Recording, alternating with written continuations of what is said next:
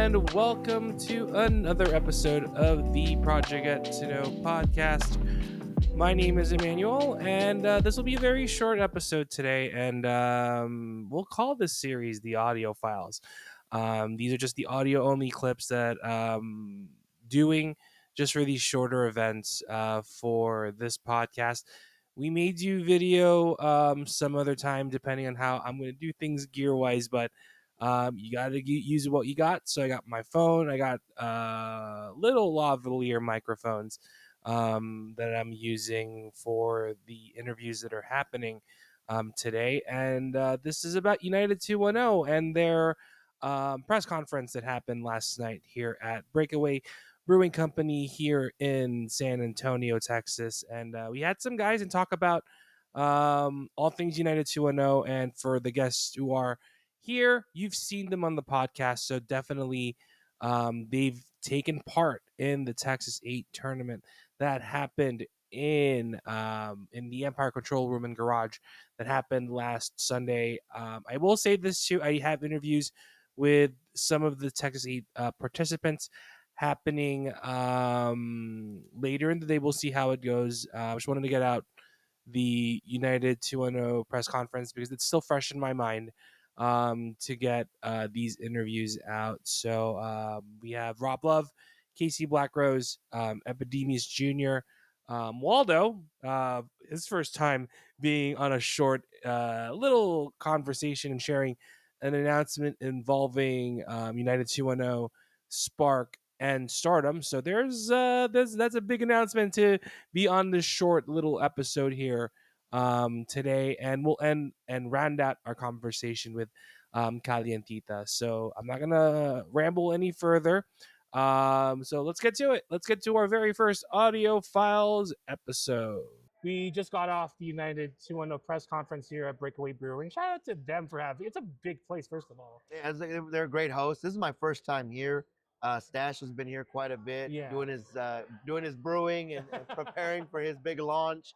But they're an awesome host, man. They provided water for us. Oh, They yeah. provided food in the back, so it was a beautiful experience for me, and I know all the rest of the town. Yeah, so we have Rob Love here on the line right now. So the growth has been very immense. And I think the first show I went to, it was close to the season finale.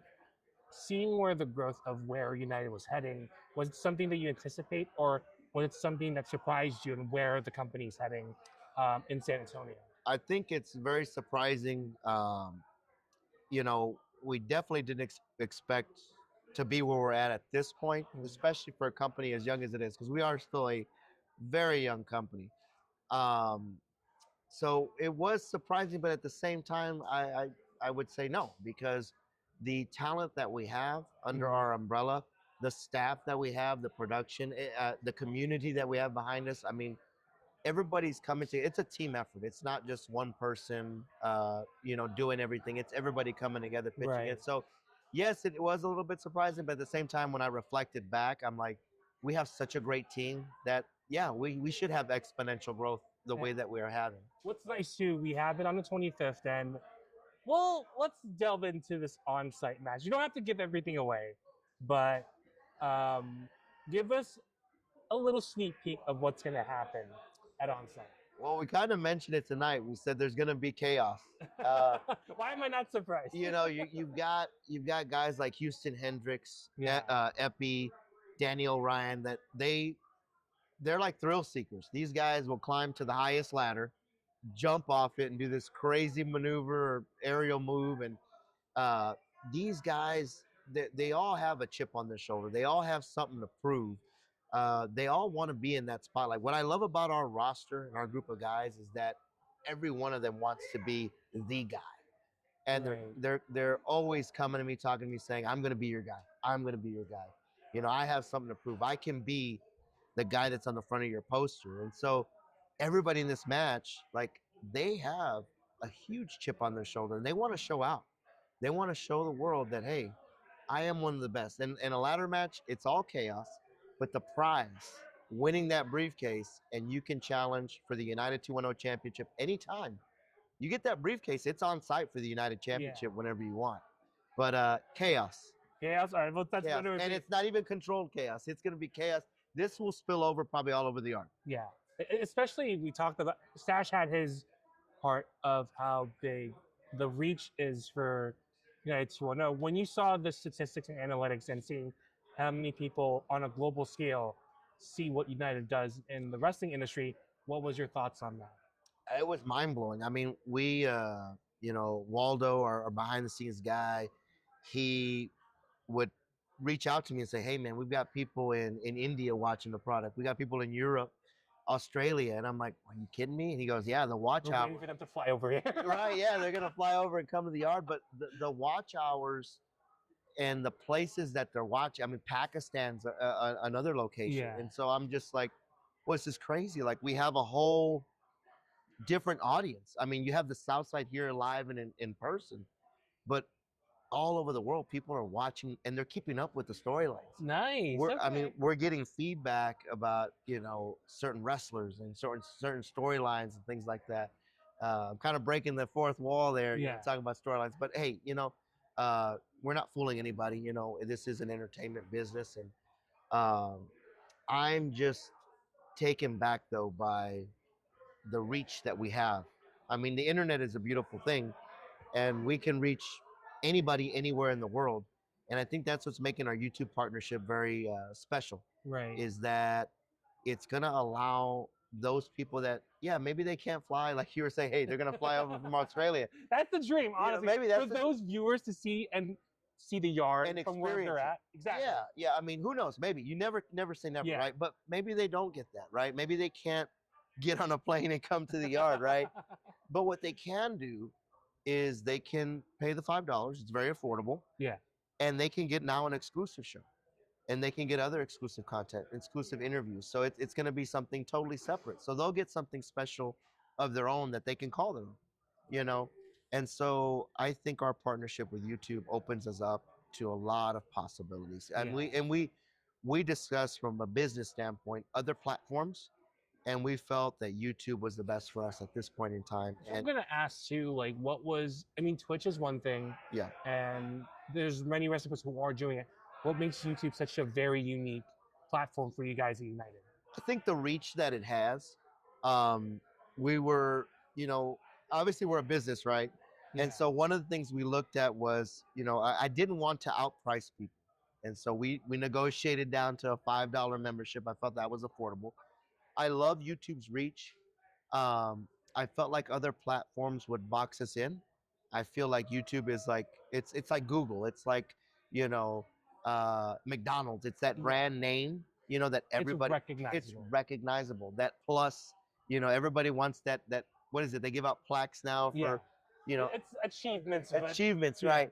So, I like the reach, and I think a great example of that and their reach is if you notice the WWE, they are now putting full matches, full episodes of WCW, WWE, like Raw, Nitro. They're putting on WrestleMania 3 was on there in its entirety. There's all these WrestleMania matches. So I think that they're realizing, and this is just a prediction for me, all right? I'm not doing a spoiler, like Heyman said.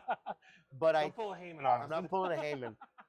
But I do think, because we all know the library is currently on Peacock. Right. Okay. And we know that they're with Netflix, and everybody knows the contract with Peacock's going to come up. And everybody's like, well, where's the library going to go? Where's the network going to go? Is it Netflix? I think it's going to YouTube. It makes it more accessible for everybody to watch matches that are from like the yesteryears. Right. And how does that apply to you at United? So for us, we can put the history of our company. I don't know if you remember tonight, we had a fan that said, man, I wish I had known about you when you started. Oh, yeah. And the beauty of this thing is that, well, we're glad you're on board now and you love what you've seen over the last year. But guess what? And we're slowly doing it. You can go back and see everything. Because we have, I want to say 2 full seasons on there. And I think we need to upload the first season. But we can put all our old content on there. Yeah. So someone like that who's new to our product, or somebody else, maybe we get a new fan tomorrow. Yeah. They can go back and get caught up on everything. So it allows us to bring in new fans and for them to look at the history of what where we started Yeah. and where we're at now. Hey, so we're close to wrapping up, Very but good. give us hype because I know this will be out tomorrow by the time we're recording this. Hype us up on what's going to happen on site on the 25th. Oh man. We'll be here a while. In short, I mean, you're gonna see the irresistible force meet the immovable object, Okay. Stash and Camacho. Yep. That's gonna be a collision, right? You got Gino and Casey. That's a dream. Honestly, when that got announced, I was waiting for a match like that with Gino and Casey. It's a dream match. Yeah, exactly. And it could potentially be match of the year. Yep. It'll probably be match of the night for sure. Yeah. And It better be. it better be, right? And it's probably going to be match of the year. So there's that, right? You have two big guys going at it, Stash and Camacho. You got a dream match, Casey, Gino. And then you have this on-site ladder match where the individual that wins, they're going to be laser focused on Casey. Yep. So who knows? Are they going to try to cash in on Casey after his match? Because you know it's not going to be an easy match. Yep. It's going to be an uphill battle. Or will we have a new champion? Does Gino win? And then is he the target? So there's going to be a lot of great matches, a lot of great wrestling, but there's also going to be some question marks. You know, what's next? Yeah. You know, what does the future hold? I think this show is going to put us on a course that we don't know. It's almost like we're going to be on this roller coaster. Yeah. And we don't know when the dips are coming. We don't know when okay, you just gotta anticipate it. Yep. You got to anticipate it, right? So I think that's where we're going. This is going to be a game-changing show for United 210. Awesome. Thank you so much for your time, Rob. Thank you. Appreciate you. Let's go. We just had an episode a few weeks ago. What the heck, Casey? Yeah, I know. Back again. Casey Blackrose is with us, and let's talk Texas 8 because that was basically the elephant in the room after what happened on Sunday. And tell us what your experience was. And even though you're on the Final Four, but being part of something that's big within the bigger Texas wrestling scene, what was that like? Honestly, like, validating. You know, I've worked so hard over the last almost 6 years to really show that I'm one of the best up-and-comers and one of the best wrestlers in Texas, and that tournament was exactly what it was. It was 8 of the best up-and-coming wrestlers showing you just how they represent their city, their area, their home promotions, and it was amazing. We went out there, we made history. It's the first tournament like this ever, and you know, like you said, made it to the Final Four. It's kind of ironic how the Final Four was in San Antonio. Yeah, I know, that's what I was thinking. It's like, that's a little bit Final Four. That's a little apropos Yeah. for that. No, but it was awesome, man, just to go out there and really show. I would say those are like my first two or one like really singles match in Austin, Texas that was announced. That I've only had one other singles match with Houston Hendricks. And it was supposed to be a tag match, but for whatever reason, it ended up being singles. So it was really good to finally cut my teeth and show these fans like Casey Blackrose. Yeah. What's the match besides yours? Of course, your matches will always be favorite, but why did I go to that direction? Anyways, what is the match that you're kind of watching in the curtain? You're like, wow, this is pretty good. Man, honestly, I was I think it was right after my first match, but I was watching some of Carter Black and Starboy Charlie. And Okay. I was like, That was Slapfest. I was like, man, I got to go out there after that. But honestly, I think all the matches really brought something different. Like the Battle of the Orion started off the Texas State tournament, and they, you know, if you've seen Danny Orion and Cosmo wrestle, they literally throw everything they have at you. And that was probably the best match to have to start off the tournament. And me and Jay, honestly. Yeah, Jay, that one's pretty good. Jay Davis and me and him, he's been doing what he's been doing in Houston, like what I've been doing in San Antonio. Yeah. So that match was really special for me. Shout out to Jay, though. Shout out Jay, hey, man. He's doing great stuff in Houston. He just won the Texas Contender title last night, I believe. So congratulations to him. But a lot of the matches on that card were good. Even the women's triple threat. Yep. That was a real good match. It's always fun seeing Kalientita get beat up. But yeah, I mean, you hear it every time people have shows, but that was probably one of the best new Texas shows. Yeah. And we're riding the momentum on the 25th. And Gino Medina is having his comeback from injury, and how much of that windfall from being in the Final Four carry over to when you're facing him at on site on the 25th? It's like a full circle moment because before I even started wrestling, training at the hybrid school of wrestling, you got to learn all sorts of things. And I started off as a referee before that. And the very first match I refereed was Fuego del Sol versus Gino Medina. And I honestly, from that moment till now, I've always thought Gino Medina. When you think of Texas wrestling, you think of Gino Medina. Right. I think he is the, the top guy here, and his 2-year absence really let a lot of other people reach for that brass ring. But now that Gino's back, man, I'm ready to show him who the real best in Texas is. This is Texas dream match for me. So I'm really excited to go in there and really show that I can hang with who I think is the top of the top. Gino's no pushover either, and he's No. I mean, he is the original Texas Pillars, but that name shouldn't dissuade you from going over in that match. Yeah, no, I hold United 2-0, and I hold the Yard very close to my heart. And you've seen it before. You've been there a lot of the shows. It doesn't really matter who steps in front of me. Like, I can respect you so much, but once that bell rings, I'm going to show you that this is my yard, this is my turf. You're going to have to kill me if you want to take this United 2-1 championship from me. And for the rest of the night on the 25th, hype us up on what's going to happen on the 25th. I think you're really going to see, honestly, I've seen people share it on Facebook today. I saw 5 people share it, say match of the year. But I think it's going to be more than the match of the year. I think it's really going to be a match where years from now, people look back on it like that was more than a match, but it was like moment history making, I would say. So I'm very excited for this, and it's gonna. April's always a busy month. I'm gonna be in Vegas next week. Oh, that's right. Yeah. Before I even get there tomorrow night, I'm wrestling Grandmaster League, the hybrid experience. So I'm there to do in Vegas and then coming back and getting back on track, and I'm very excited. I say it often, but about big matches, this being the biggest match of my career, but personally, I think this is the biggest match of my career. And you're riding your dream too. I'm ready to show Gino Medina that he's not the man. Exactly. Thanks so much for your time, Casey. Appreciate it.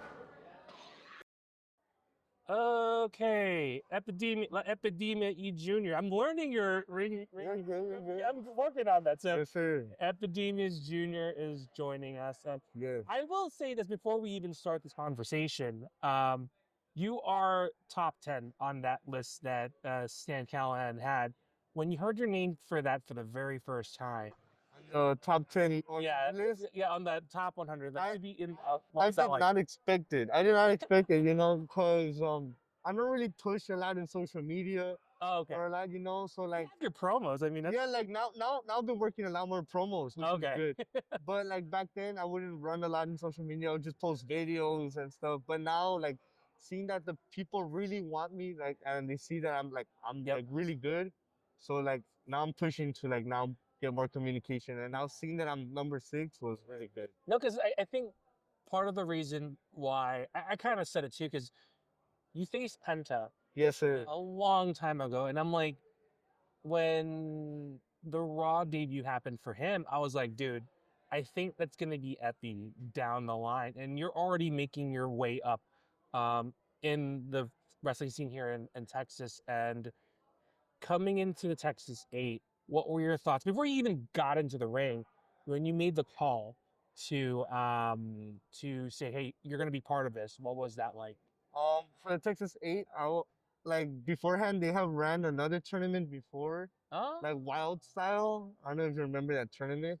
But it was like a lot. Like I wrestled Just Nick. I wrestled Little Evil in that tournament. I didn't make it to the finals. what promotion was that? It was Inspire 80, but it was with a bunch of. Okay, It was gotcha. with like Barad Trill, Yeah. like a bunch of other like different style of like promotions. Gotcha. And I was in that tournament, and I made it to like just the semifinals. But I had like 2 great matches, and from there, people really got to see my work from there. Yeah. So like that was good. And now when they offered me like to be part of Texas 8, I was excited because it was just like bringing me back to that day when I just got to show out. Yep. So I was just excited to like put on a performance for everyone that day. I will say that I forgot to mention this too. Bradley mentioned it on the show for the Texas Top 100. You were part of AAA in that Yes. tournament. Tell us about that experience before we delve into Texas. That experience was also like really fun because I had to go out to Mexico City, and I was like one of the only ones like literally one of the only ones from like outside of Mexico Wow. that wanted to do that tournament. And it felt really exciting because when I was there doing the tournament, like little wrestlers would come there, oh my God, I look up to you. And it's like, Oh my! I You were didn't, not expecting that. I don't expect that, but I'm like, thank you, and that like motivates me more. I didn't win the tournament, but I still work with AAA, like Yeah. they're still working with me. They saw something in me and they bring me back every now and then. And May 3rd, I will be going to Mexico City to work with AAA. Oh yeah, that's right. That's right. That was at not Wharton. Is it in Texas still, or is it in? No, I'm working in Mexico City. Okay, gotcha. with I gotcha. AAA, like actual TV for Mexico. I'll Gotcha. be working with them, and then the next day they're flying me for Virtual Pro. Yeah, and we're gonna go your experience with the Texas 8. You went all the way. It's kind of ironic the AAA when you went to the finals and you fell short. I know that disappointments are part of a thing. Yes. How much of that of your Texas 8 experience is going to carry over to the on-site match happening on the 25th? It's just gonna like the Texas A tournament really gave me another boost in like the love for wrestling Yeah. because that day the crowd was on a whole nother level. Like I cannot explain of how much like the crowd was supporting me. Like every time I would go out there, they were just like the amp just kept going up and up. So and I put on a performance for everyone, so I was like happy Yeah. for that performance. So like every now and then, like for the 25th, I'm gonna give it my all. And before we wrap up too, like especially now, like hype us up on the 25th. For those who are listening on, in this case, we're gonna put it on Spotify and on YouTube. What can you hype us up on the 25th on onsite? The 25th, there's gonna be a ladder match. A ladder match. That's crazy, and I'm gonna be part of that. So You're never crazy. You're never not crazy. well, we'll see what will happen that day. So I'm gonna be part of a ladder match, and then there's gonna be Chase Owens versus Hit. Yep. There's gonna be great matches for United on April 25th for sure. People talk, like, what year is it? But yeah, no, this is great, and hopefully, like down the line, and yeah, we're gonna wait for that call one day from the major promotion saying, hey, you're in. We'll be waiting here in the wings here in Texas to see your moment happen. I hope it does. Thank you so much for your time. Thank you. All right. Waldo suddenly showed up on our feed, enlightened us on what's happening. That's right, hippies. United 7 here. I successfully ran unopposed for Commandant of United 210. Uh-oh. You can see my Woody over there. It's a magnificent Woody, real long, solid. Phrasing, but I know. Got some news to drop. Go for it. It's really big here for the Grand Republic of Texas, and I hope that each and every one of you out there listening pays attention to this. United 210 is proud to announce that not only are we working with Spark out of California to be able to do a show in April. Yeah, April. But we are also providing the production and behind the scenes for them when they come to Baytown here in Texas. Okay. So all the coordinated efforts to be able to bring Spark to Texas along with the wonderful ladies of Stardom, which is how Face Wrestling got started in general, is all thanks to United 210. So behind the scenes, we're also going to be going out there to Vegas this week, along with the Colors, and Hanako is going to be facing off in New Texas. Yep. But I just want to state for the record, this is to Kiefer and to Biss in Austin 6 and Houston 6, that Hanako came to the yard first. She is ours. Actually, she could kill me. She is hers. Okay. I just want to clarify. Okay. I believe it. Her Texas residency in the 210. But that's real big stuff going on behind the scenes, and this is also an opportunity that I'm extended to you. Okay. I want you to show up when we do the announcements for all the Spark tryout matches, because what's happening is that Spark has asked the South Side to provide 3 ladies to face off in the June 29th Baytown debut. Okay. And those ladies are going to fight it out at the yard for a pop-up show to be disclosed at a later date, undisclosed at a later date. So that way we can figure out who from the South Side is going to represent against Spark and Stardom in Baytown. Okay. So, who do we know that's going so far? Well, I'll give you one name so far that's already guaranteed to go to Spark on June 29th in Baytown. The enforcer of the Texas Kingdom, Ridley Thorne, Okay. is already guaranteed to show up to this event. Okay. There's already 2 others, and you will have to find out those at a later time.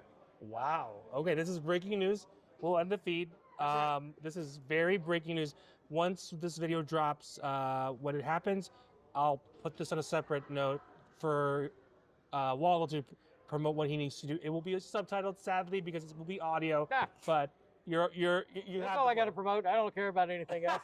I successfully ran and captured Commandant, Senior Enlisted Advisor of United 210. There you go. That's right, hippies. Yeah, that's it. All right, we're off here. All right, thank you so much, dude. All right, Waldo jumped out of the feed. All right, we're back. We have Kalientita. She's been in the podcast before, but Texas 8. Yes. Man, that triple threat kind of surprised me a little bit because of how it went. You work with someone who's in TNA and someone who's been in the business for such a long time.